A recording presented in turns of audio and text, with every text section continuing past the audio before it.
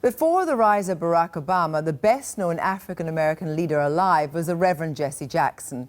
He himself had sought the Democrat presidential nomination in the 1980s, having come to prominence working alongside Martin Luther King. In the wake of the shootings in Charleston and riots in Ferguson, some might say the fight is as necessary as ever. He joins me now. Good evening to you. Good evening.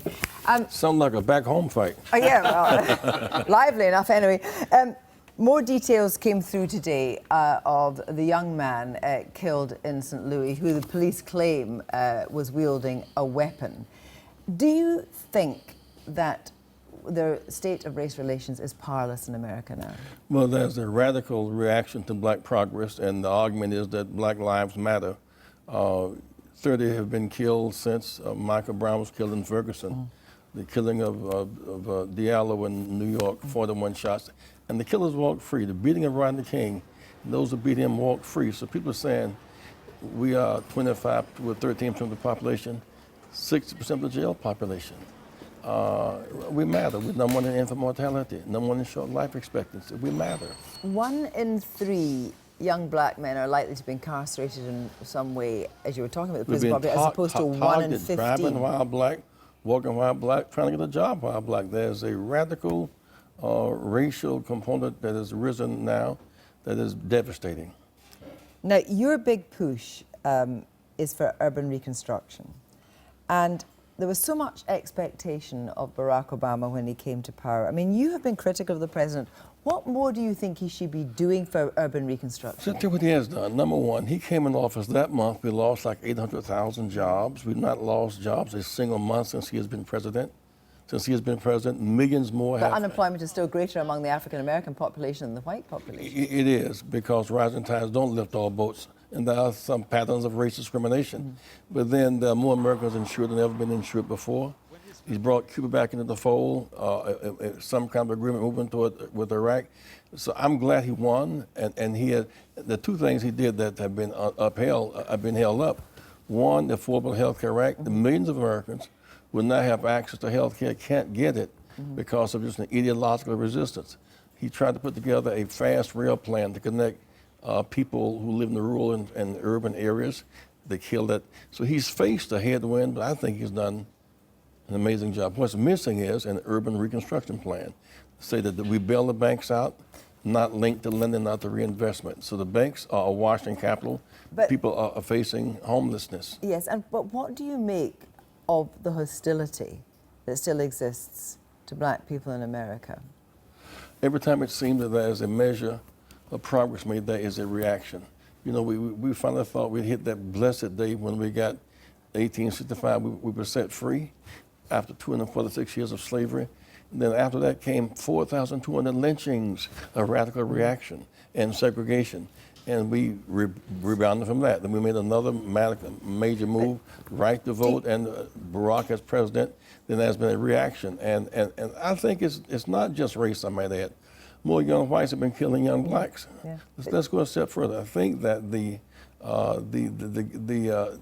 accentuated capital concentration up top with the middle class sinking is a part of the anxiety. I wonder, though, what you make of the Black Lives Matter campaign, because they have had a much more sort of, as it were, aggressive attitude towards empowerment, because, you know, they stopped your friend, the Vermont Senator Bernie Sanders, who's really in the lead in the Democrat polls at the moment, from speaking at a rally. And I wonder if there's a new radicalism among young African Americans that perhaps needs to be addressed. It's about time, given the number of young blacks who, with Pell Grants going down and Parent Plus loans going up, they have less access to education. Many graduate, less access to jobs. We've been working a lot in Silicon Valley, where Apple and Hewlett Packard and Amazon, all those companies are. 25 top companies, 189 board members, 36 white, 3 blacks. 370 in the C-suites, 3 blacks, 3 Latinos. Employment around 2%. So the denial of access to jobs and health care and education and disproportionate arrest in the criminal justice system has hit the boiling point. Who are you going to back for the Democrat nomination? Well, it's premature, my God.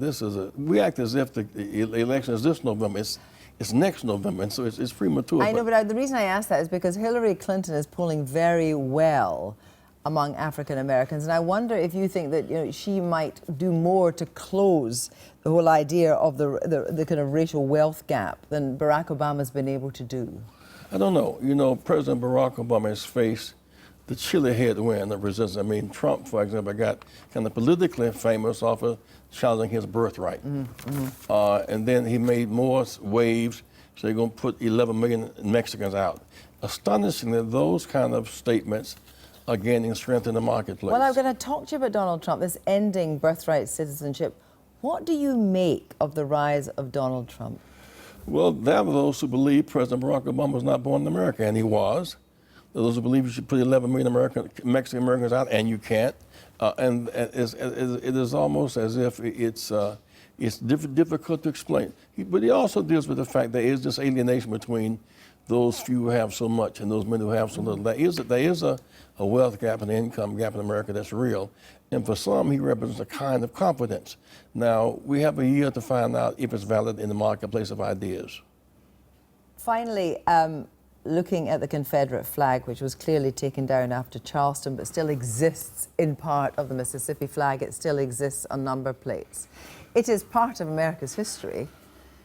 Should all Confederate flags and representation of Confederate flags be taken away in America, do you think? Yeah, you cannot fly the swastika in Germany today. And matter of fact, Robert E. Lee, the first Confederate flag, when he surrendered at the Appomattox, so he didn't want the Confederate flag on his gravesite because it reminded him of the wounds of war. And actually, because there was so much hatred toward blacks in desegregation in the apartheid in that country, it came back again. The apartheid, the first Confederate flag represented secession, sedition, and slavery. This one represents segregation and separation. We reject that flag. There's one American flag, and that should be embraced as such. Jesse Jackson, thank you very much for joining us. Thank you very much. Thank you very much indeed.